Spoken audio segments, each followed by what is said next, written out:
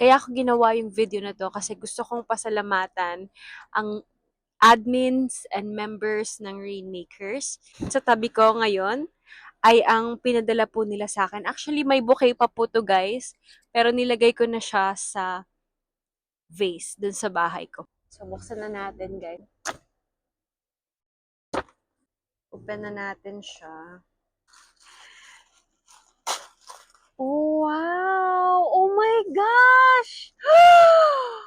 Hoy, grabe ha! Oh, may pa-watch pa sila. Ay, ang taray naman! Charing. Wow! Ano to? Bracelet! OMG! Thank you guys! You guys are the sweetest. Alam niyo, hindi ko in-expect to, for real. Oh, wow! Ayun. O, diba? Medyo maluwag siya, pero ipapa-adjust ko na lang siya. So, we have the second gift here, which is from Kath Carion. Hoy, ang shala! Ang bongga naman! Meron pang isang bag underneath. So cute! Meron pa siyang purse inside from Reina Pasquil. Wow! Rose is my favorite flower ng birthday.